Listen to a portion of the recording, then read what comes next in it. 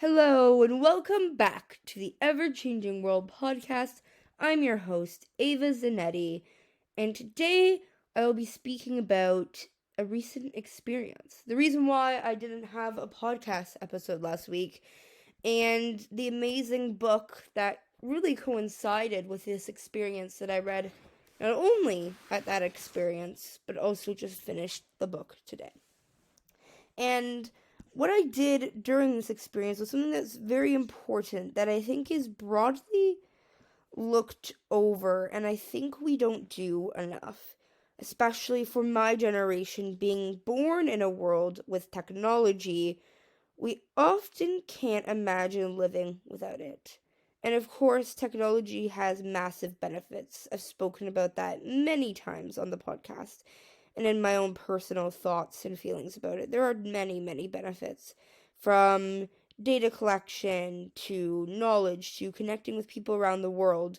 Technology is really great, but with something so good, there's often stuff that's so bad about it. And with technology, some great examples are social media and phone addiction, screen addiction, um, things like TikTok and Instagram that loop you in this loophole of hell, where you're just thought that the only thing you should be doing is looking at your phone. And the other aspect, too, that's really bad is too much connectiveness. There's too much news that we see that can make us feel really negatively about the world when realistically the news that we see is filtered throughout the whole world. And only the worst of the worst of the worst of the worst is shown every day, but we don't think about that. And we think about the world in this really negative perspective. So all of these things change the way we think about the world, change the way we see the world, which ultimately changes the way we feel about ourselves and feel about our own lives. And that can have a huge effect on not only our mental health, but that's just the way we act within society. So today, that leads me to wanting to talk about disconnectedness, getting off your devices, getting off of your phones, and being able to pull yourself out of this loophole and out of this world that is so phone heavy. And I've had an episode which I just looked back on right now, episode 18, which is quite a while ago now, but I spoke about the TikTok epidemic and social media use. So companies like TikTok looping you in this really negative loophole. But today I want to talk about interconnectedness and just more disconnecting from devices on a more broad scale, since I want to use my own experience that I just had last week for about 6 days and how that really affected my life and my perspective. As well, today I want to speak about the book Atomic Habits and how the strategy of Atomic Habits is so useful and so beneficial, that it really just perfectly connected with what I wanted to speak about. So, today will not be the same episode as I did a few months ago, though it will have some similarities in topics that I'll be speaking about. So I do recommend listening to that episode.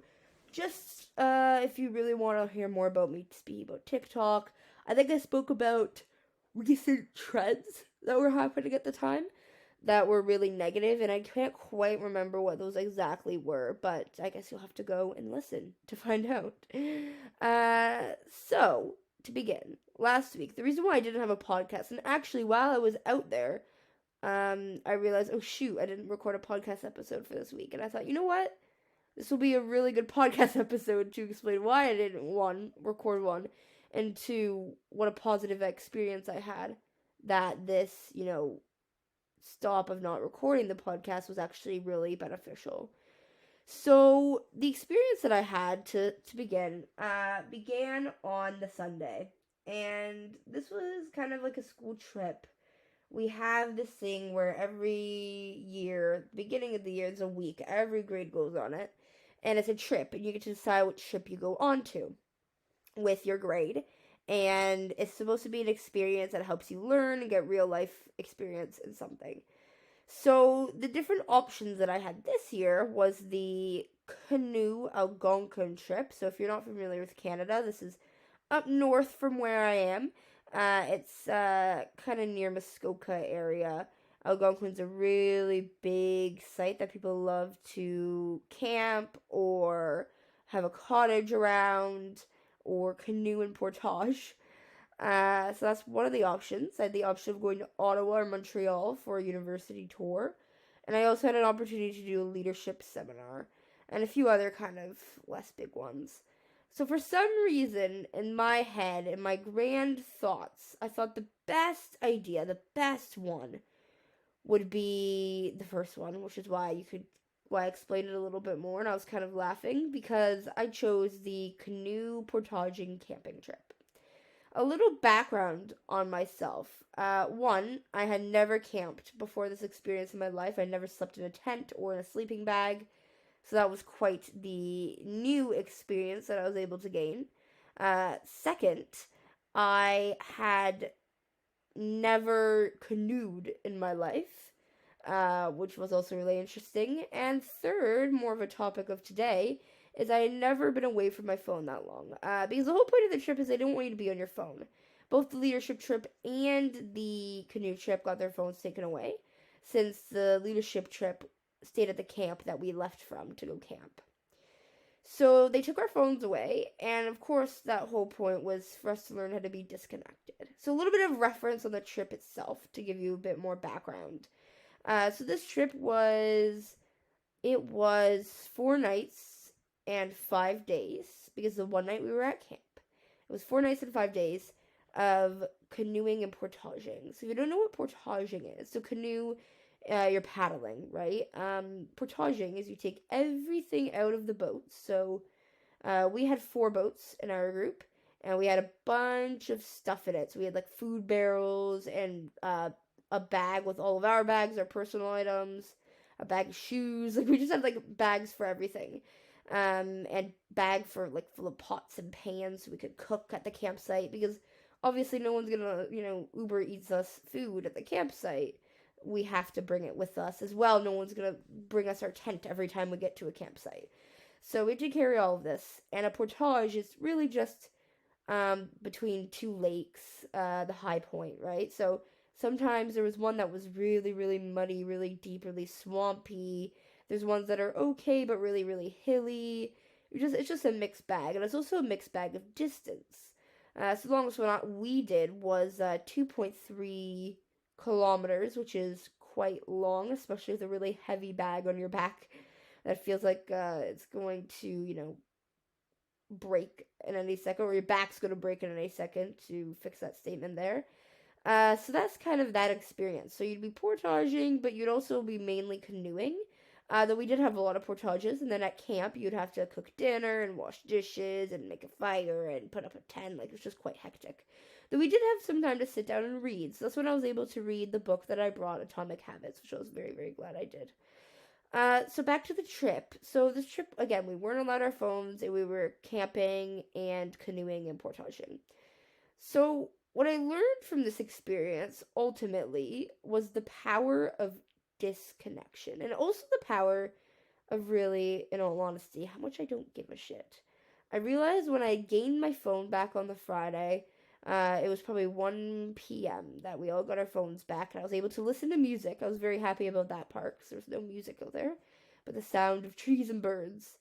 But what I learned from that part of it was that I really didn't care. I could care less about what my friends were doing or my enemies, my foes, right? I could care less about who was doing what. I had no FOMO. Why would I even care about what they were doing?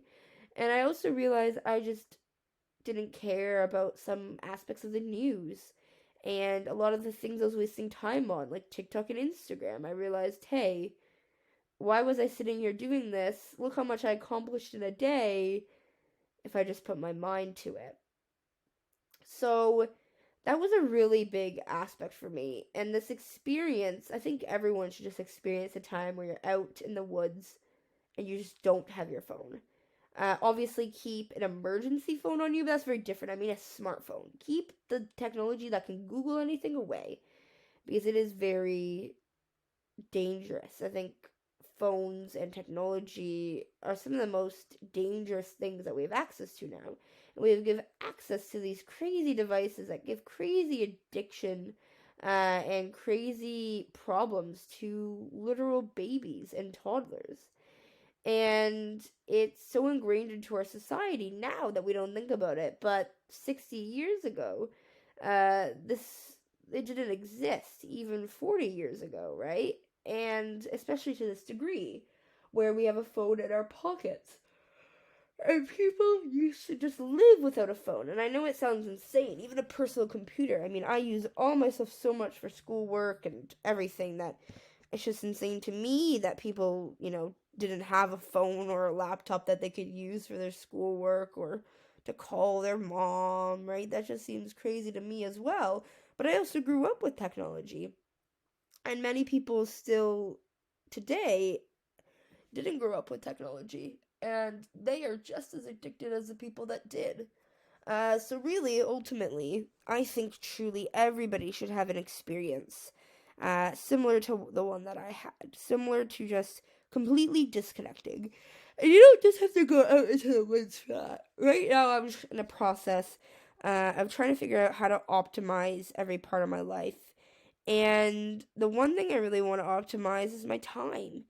And I guess that's the ideal for every optimization. But what I really want to do is just change the way I use my devices and change the way I interact with them. Because I think I spend a lot of useless time online, and there's a time and a place for relaxing to a degree. I'm not saying that at all. But you don't need to relax that often.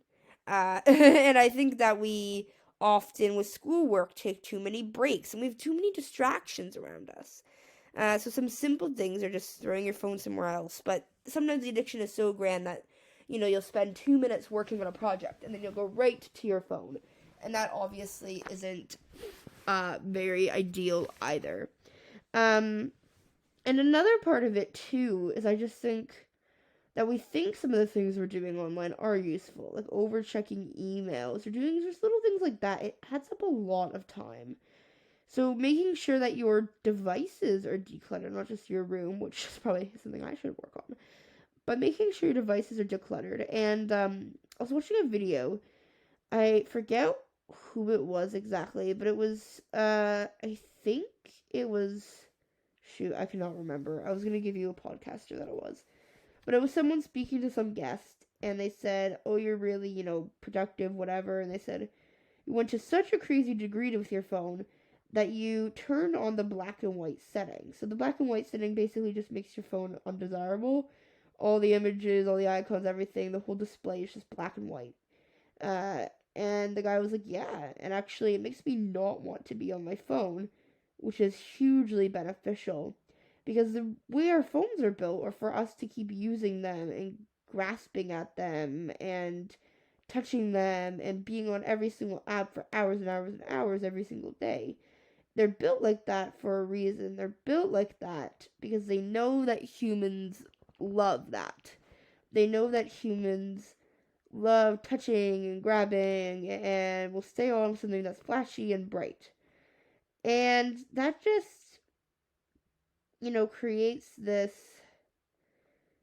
distinction, and it really, really messes with us because devices are made to groom our human minds, and we don't need that.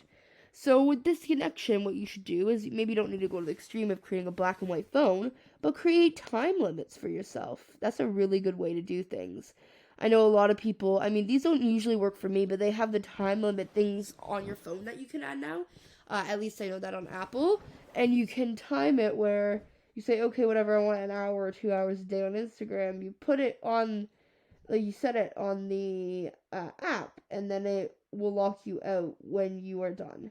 The issue for me, though, with that is that you can still go back in if you override the system, which is really easy to do. So it's about finding the solutions for you, because I know personally just taking the phone completely away and not even being able to like go and sneak it was the most amazing thing for me. So there's actually a product that I was thinking about buying. This might sound ridiculous, but it's like a phone jail.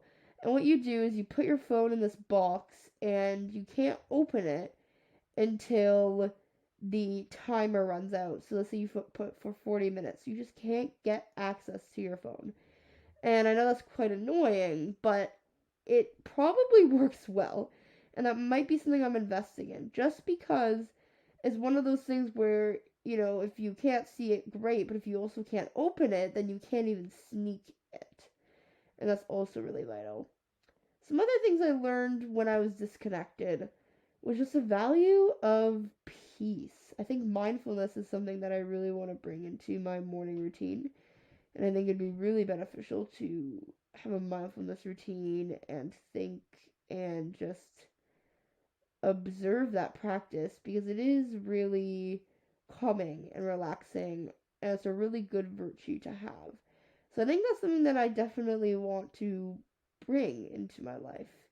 And I realized while I was like just in nature doing nothing else, I thought, it'd be really nice to just meditate out here and just think and allow my thoughts to wander.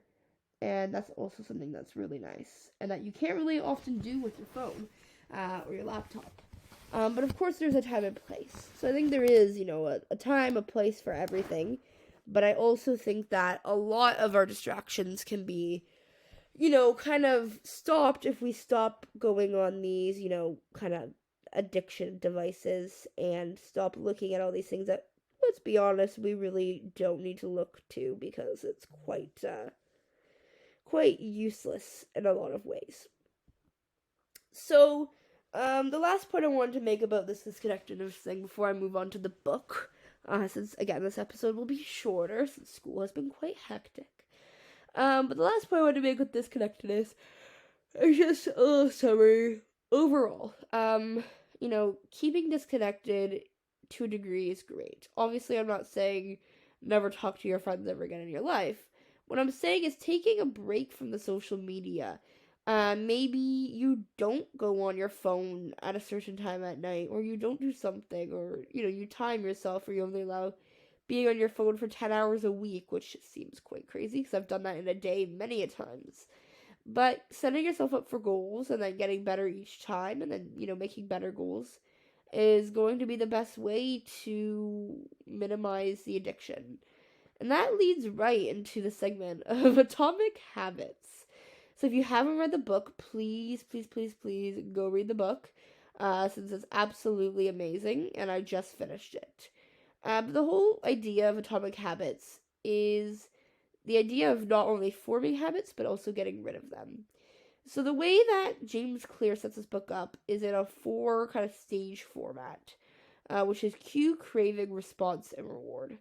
So first is cue. Cue is making it kind of shiny. I believe that was a word he used.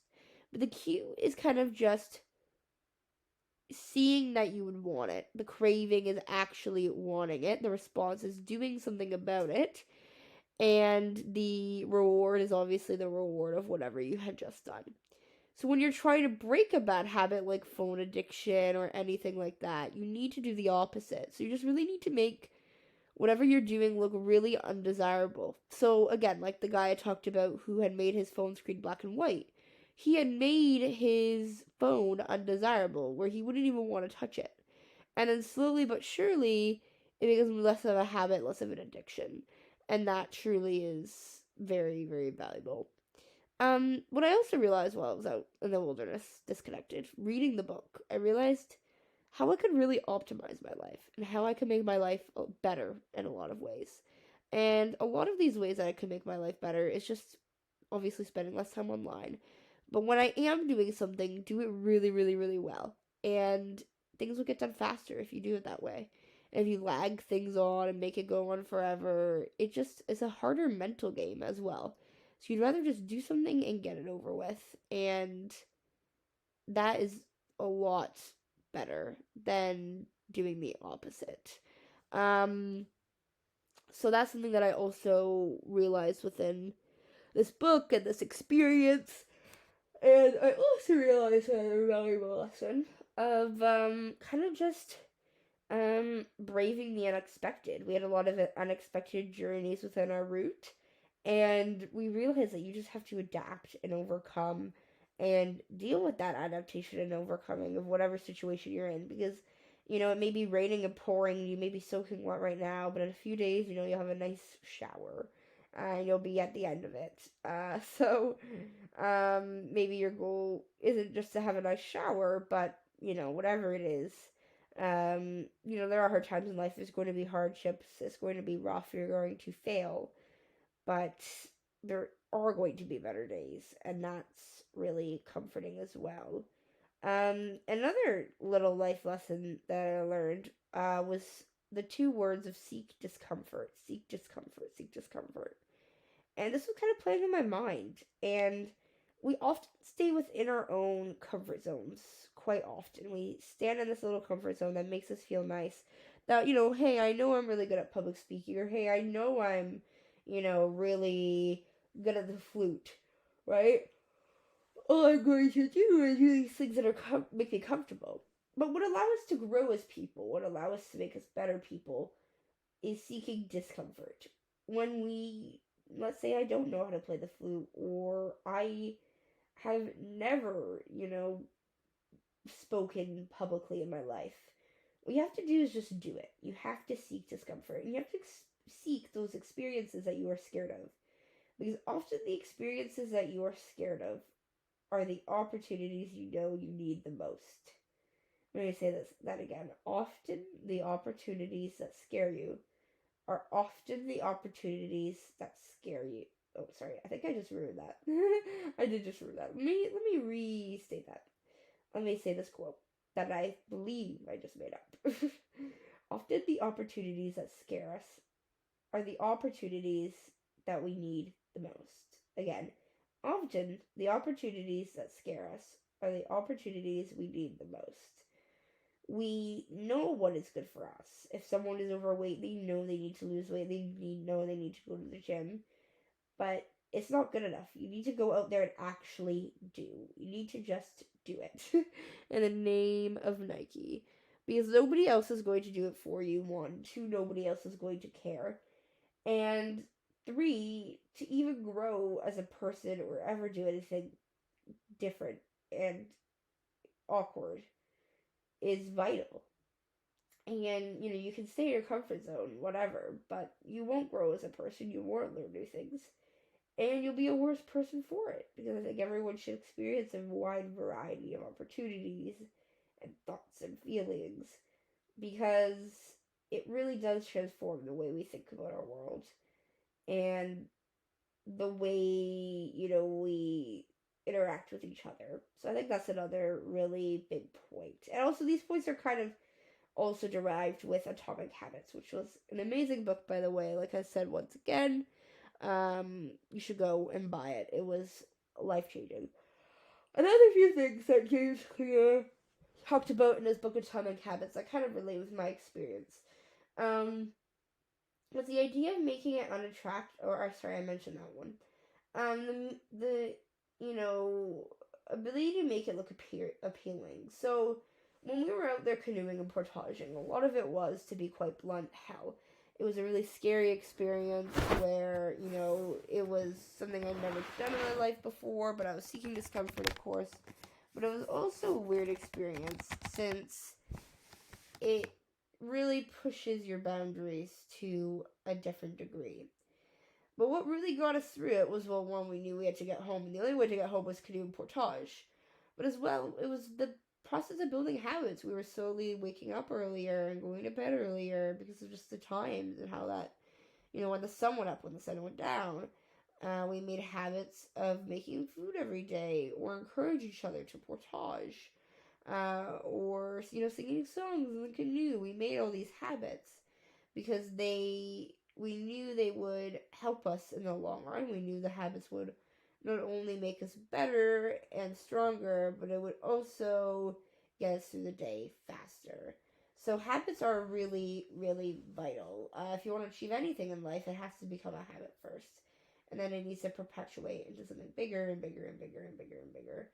And that's a lot of how the world works and how we work, etc., etc., etc. So those are some of the big lessons that I learned from James Clear. And I really truly did enjoy the book, to say the least.